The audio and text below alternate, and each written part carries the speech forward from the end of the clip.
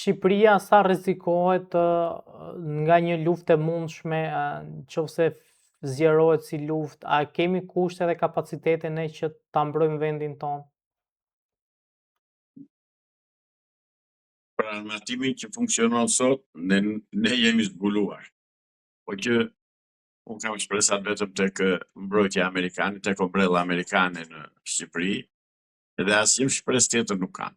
Greku është gati në çdo kohë që të vijë dhe të marrë gjysmën e jugut të Shqipërisë, domethënë nga shkumbini e poshtë. E do Greku atë. Serbi po do Kosovën dhe veriun e Shqipërisë, pra jemi në një situatë që kemi ngelur në mëshirë të mbrojtjes së amerikane. Ne u qarmatosëm, na qarmatosi udhëheqja politike shqiptare ose leadershipi politik shqiptar. Nga armët që i kishim armë të shkëlqyera, do marr vetëm një lloj arme. Tanket, kishim 1100 tanke, le pasaj grukat e zjarrit artillerin, le pasaj avionët. Ne kishim MiG-21 zotëri, që është 2 Mach. 2 Mach do të thot 2200 km/h, supersonik, që të rriquan për skrap. Nuk e di kush e bëri këtë, me çurdhër u bë. Cili që ai ideator, ideolog, ai politikan që urdhëroi që Shqipëria të qarmatosej. Tani ne kemi mbetur vetëm me karabina Simonove që kishim dikur, model 54 thashin ato edhe automatiku, Kalashnikov, këta kemi, dhe këta prodhojmë. Se di se ku do vi situata. Se avokat, ushtria jo nuk i ka kapacitete për ta mbrojtur qoftë edhe, po themi, me armatime që mund t'ia sjellë Shtetet Bashkuara të Amerikës? Atë se di. Se di, a kemi dhe ushtar, a kemi ushtar ne të gatshëm për të luftuar? Ne 6.000 ushtar, 7.000 ushtar kemi. Por kemi një 11.000 policë. Dhe nuk di çfarë armatimi kanë sjell amerikanët gjatë këtyre viteve, me çfarë është furnizuar ushtria amerikane, ato janë sekret, unë nuk kam asnjë lloj mundësie që t'i mësoj dhe t'i di, por po e theksoj dhe një tjetër, ne mbështetemi vetëm tek mbrojtja amerikane. Pas sekundi tjetër. Nëse plas lufta, mendoni që Shqipëria coptohet, pra vendet tona për rreth? Lufta ka plasur, vetëm nëse zgjerohet, thuaj se lufta ka plasur, s'ka kthim mbrapa. Qofse plas edhe, po themi, përfshihet dhe Shqipëria dhe vende të tjera në luftë. Neve, ose unë të paktën, kam besim absolut që Amerika nuk do na lërë as në dorë të grekëve, as në dorë të serbëve. Këtë se diskutoj fare. Tani se çfarë do ndodh, nuk e dim, do të lëm kohës. Situata është shumë e rëndë, shumë shpërthyese. Armiqtë tanë kanë ngritur veshët, patjetër që duan të përfitojnë nga rasti. Ka një shkop në kokë të tyre që nuk i lë të avancojnë dhe të bëjnë të ndërmarrin ato veprime luftarake, ushtarake që duan të marrin ata. Për këtë kam besim, por thash dhe një tjetër do të lëm kohës. Është situata shumë e ngarkuar. Irani sulmoi Arabinë Saudite. Në shumë pika e ka sulmuar. Tani vurin veshin, të marrim të hedhim syt në hartë. 2 vendet e prodhuesit më të mëdhenj të botës të naftës janë të dy në luftë me njëri tjetrin. Për pasojë, edhe furnizimi me naftë do ndërpritet, edhe prodhimi do ndërpritet, edhe transporti do ndërpritet. Kjo do sjell ngritjen e çmimeve në tregun e zi, kjo do sjell krizë, kjo do sjell shumë gjëra. Pra, lufta është botërore, nuk është më konvencionale diku në një vend apo në një vend tjetër, jo. Situata është shumë e rëndë. Shumë e rëndë. Avokat, nëse do ishim në kushte të mira ushtarake dhe mund hipotetikisht të kishte një luftë, po themi që mund të ishte përfshinte dhe vendet e Ballkanit, a do ishin kushtet që Shqipëria trojet që ja kanë marrë ti merrte prap? Jo, Shqipëria si merr dot pa ndihmën e një fuqie madhore. Vetë shqiptarët jo, se bëjnë dot. Sepse duhet që të bëhet një Izrael Shqipëria në drejtim të teknologjisë, luftë ushtarake dhe të fuqisë ushtarake, për të marrë trojët e rrëmbyera. Ne ato si kemi. Ne vazhdimisht ne na kanë katandisur që diskutojmë çfarë do ham nesër. Ne na kanë katandisur që nuk kanë bllokuar dhe kanë qeveritë shqiptare, establishmenti politik shqiptar ka vepruar tërësisht në funksion të interesave të armiqve tanë shekullor, grekëve dhe serbëve. Ndaj thash që e vetmja gjë që e vetmja pikë ku ne mbështetemi, unë mbështetem dhe kam besim është vetëm Amerika, askush tjetër. Avokat, nëse shpërthen lufta dhe përfshihet edhe Shqipëria, keni besim te komandanti i forcave tona të armatosura, presidenti i Republikës? Jo, zotëri, mos e thuaj më këtë. Një burr që është kryetar shteti dhe i serviloset një sharlatani si Edi Rama, por nuk ka këll që ai të komandojë të bëj dhe të jetë general, ai është mjek, s'është fare general një, se ka i der fare. Ai është mjek.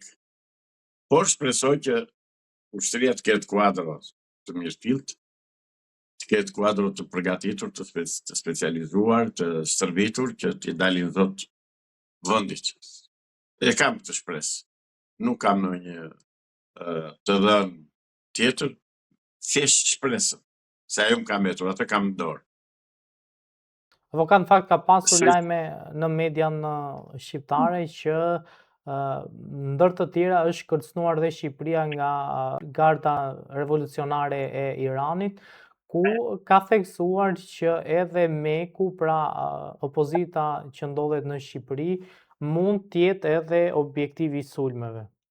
Pra, a jemi ne të aftë që të përballojmë këto raketa iraniane, kur po shihet qartë që edhe Izraeli dhe Libani dhe po themi bazat ushtarake nuk po i përballojnë dot? Jo, ne nuk kemi vetëm Zotit na ruaj, se ne s'kemi armatim antiraketor në Shqipëri. Me sa di unë, nëse kam armatosur Shqipëria kohët e fundit, shpresoj, po do ta kishim marrë vesh. Pra, ne jemi tërësisht e ekspozuar. Ka çdo lloj sulmi raketor nga Irani ose kushdo qoftë. Se si vetëm Irani, kemi Serbinë lart, që pret momentin kur mund të dobësohemi neve që të godasë. Të godasë në Shqipëri, të godasë në Kosovë, pra jemi të rrezikuar. Kjo është e vërtetë. Por, ndërkohë, jemi të garantuar nga Amerika që nuk do na prek kush. Do t'ja lëm kohës. A duhet që kryeministri Rama të kishte luajtur më mirë politikisht dhe të kishte aleanca më të forta me aleat fuqishëm dhe po themi me Shtetet Bashkuara të Amerikës, me Britaninë, me Francën, me Gjermaninë, dhe ndryshe nga deri tani që është folur në publik që më shumë raporte ka me Vučićin se sa me të tjerë, le të themi. Pikërisht, ka luajtur, ka raporte të shkëlqyera me Vučićin, kaq. Për interes të tij ka luajtur, për të zgjedhës të Shqipërisë ka luajtur, për të zgjedhës të atyre idiotëve që votojnë dhe mbajnë akoma në krye të qeverisë, të asaj partie, ai ka luajtur shumë bukur, po jo në interes të Shqipërisë. Për Shqipërinë ai është tërësisht armik. Është 100% armik. I bën të tëra veprimet në kundërshtim me interesat e popullit dhe të shtetit shqiptar dhe të kombit shqiptar. Ai është armik, zotëri. Po fatmirësisht e ka ditët e numëruara. Pse i ka ditët e numëruara, avokat? Kush do merret me zotin Rama? Do merret. Shumë shpejt bile. Do merret. Do t'i vej ultimatumi atyre të ashtuquajturve deputet që ka i në kuvend, do të thuhet, jep një dorëheqje shpejt,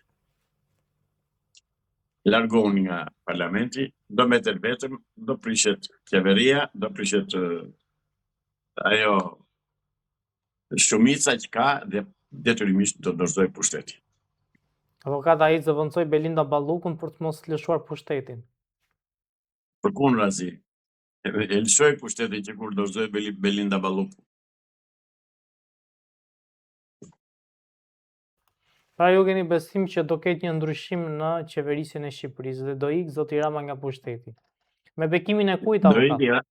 Do iki Rama, do iki Berisha, do iki i ky establishment politik dhe pushtetin Shqipëri e merr qeveria teknike.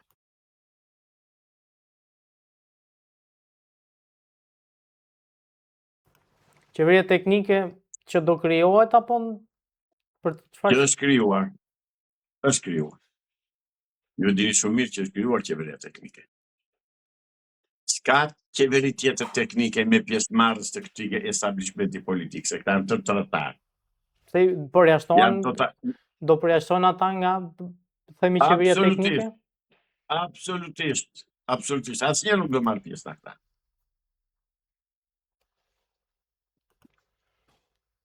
Avokat, po nëse s'marrin pjesë dhe partitë e tjera, s'është më qeveri teknike, është qeveri e një partie. Tham dhe një herë tjetër, është krijuar qeveria teknike me bazë të gjërë nga gjithë trojës shqiptare, jo nga parti politike.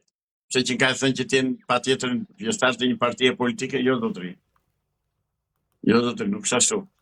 Kjo koncept është ngulitur nga komunistët shqiptar, nga leninistët, nga stalinistët, por nuk është kështu. Ti shkon deri sot ke shkuar, ke votuar për partinë, pa e ditur se çfarë do futet në atë thesi që quhet parti. Dhe del dhe të bëhen ministra nga rruga. Ose nga lagja, merr një atje dhe futet bëhe ministër, jepi atë mandatin edhe bëhe deputet. Jo shoku. Nuk ka më kështu. Qeveria teknike është krijuar, kush ka sy në ballë dhe ta shoh. Avokat, cili ishte ai gabimi i zotit Rama që solli sipas jush edhe rënjen e tij, nëse marrin për bazë opinionin tënd që ai ka rënë? S'ka gabime ai ka bërë krime, s'ka bërë gabime, jo shoku. Jo më gjithçka që ka bërë me vetdije, me urdhër të plot nga Beogradi ai. Nuk ai pra atë ai s'ka gabuar, ke dëgjuar ndonjëherë thotë kemi bërë gabime përkundrazi, ditë për ditë del edhe thotë kemi punuar shkëlqyeshëm, ka punuar jashtëzakonisht mirë Belinda Balluku dhe nga ana tjetër e shkarkon. E kemi të bëjmë, mos e diskutoni më, kemi të bëjmë me një charlatan, me njëri të pa karakter, të pa zisha të them, domethënë nuk ka ku shkoj më, nuk lahet, nuk ka lume det që e lanë Edi Ramën me krimet që i ka bërë këtij vendi. Avokat, shpjegohet që Mossadi, pra inteligjenca izraelite, ka shkuar deri aty sa dyshoj që mund të ketë rekrutuar, pra mund të ketë pasur spion edhe tek njerëzit më të afërt të Ali Khameneit, i cili u ekzekutua në mënyrë makabre, po themi 3 ditë, 4 ditë më përpara. Shiko, Izraeli, Mossadi është një nga spionazhet më të fortë në botë. Dhe kuptohet që në Iran ka pasur gjithmonë agentët e tij. Por mos harrojmë se në Iran veproi dhe si amerikane. Dhe Mossadi pa ndihmën e CIA-s amerikane nuk bën dot gjë. Kështu që patjetër që i ka sulmuar, studiuar, i ka ndjekur, i ka kontrolluar, i ka përgjuar, plus mjetet e përgjimit që kanë elektronik e tjera. Patjetër që Mossadi ka pasur informacion të plot se ku strehoi Ali Khamenei. Problemi nuk është vrasja e një Ali Khamenei, se iku një Ali Khamenei do vi një Ali Khamenei tjetër. Me Iranin nuk është çështje e një personi. Në Iran kemi një opozitë të fuqishme që mbështetet nga ish mbreti Riza Pahlavi, por kemi edhe Gardën Revolucionare që dikur ka qenë që mori pushtetin me dhunë para 4 dekadash dhe aktualisht janë pleksur shumë fenomenet, shumë faktorë. Zotëri, unë nuk e marr shumë të rëndësishëm faktin që u vra Ali Khamenei, se do vë një tjetër si ai. janë ekzekutuar, janë vrarë dhe udhëheqës tjerë të shtetit amerikan, të cilët me njerë janë zëvendësuar dhe doktrina, se kjo është e rëndësishme. Doktrina që mbizotëron në Iran vazhdon me personat të tjerë, me personazhe të tjerë. Nuk goditet doktrina se vrave Khamenei apo vrave atë generalin që ku e vran në Liban. Jo. Doktrina është doktrinë dhe duhet patjetër që popullit iranian t'i hapen rrugët, të jetë i lirë, të jetojë i lirë, të punojnë në vendin e tij, të rregullojë ekonominë e tij dhe jo të bëhet me luftë duke vrarë udhëheqësa, se nuk është zgjidhje vrasja e një udhëheqësi. Unë kështu e gjykoj, qofsha e gabuar, por nuk është zgjidhje. Do futet në lojë edhe Rusia, sepse dhe Rusia ka interesat e saj në Iran. Ndërkohë Irani po sulmon bazat ushtarake amerikane rreth e rrotull të shteteve që ka rreth e rrotull. Mirë po, edhe pse ato baza janë boshatisur, pra ka ikur personeli dhe janë marrë masat me kohë, se Amerika nuk lë që ta kapin me fasi, prap se prap pasojat janë të rënda. Mendohet që Irani, se Irani ka raketa balistike që arrijnë Shqipërinë, arrijnë Evropën, ka armatime të marra nga Kina dhe nga Rusia, dhe mendohet që edhe neve mund të na godasi, sepse ne kemi ata mujahidinët që janë ata aty në Manz, që nuk e dim çdo që na i bëri pesë këtu ata neve dhe pse duhet të vini këtu tek neve. Megjithatë, do presim të zhvillojnë ngjarjet. Problemi më i madh për mua sot tani aktualisht flasim është janë bazat ushtarake amerikane në Turqi. Pse them në Turqi? Turqia është një shtet i madh, të paktën gati sa Irani. Dhe që të ngrihen avionët AWACS, janë këta avionët me radar me vete që kanë atë kupolën, atë stacin mbi vete, të ngrihen nga bazat turke, Irani e konsideron sulm nga ana e Turqisë. Po filloi luftën me Turqinë, atëherë është më keq akoma, sepse ka një mbështetje të jashtëzakonshme ajo Turqia ka një mbështetje të jashtëzakonshme nga Amerika dhe detyrimisht është detyruar, sepse është antare NATO-s, është detyruar që të lejoj fluturimin e avionëve nga bazat ushtarake amerikane në Turqi. Kjo, natyrisht, sikur do e tham, do përplaset me interesat e Iranit dhe nga momenti në moment mund të futet në luftë dhe me njëri tjetrin. Pra, situata është shumë e rrezikshme, po jo pak e rrezikshme është edhe për Ballkanin, duke llogaritur armatimin që ka Irani, duke llogaritur distancën e raketave balistike që disponon Irani, që disponon dhe që ndoshta edhe do ta furnizojnë akoma më shumë rusët dhe kinezët.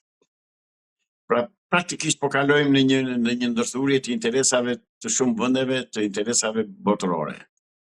Jo pak më parë pash në lajme që avionët Tupolev 140 rus, që janë avion strategjik që mbashin bomba bërthamore, kishin fluturuar mbi afër kufirit me Amerikën në Alaskë.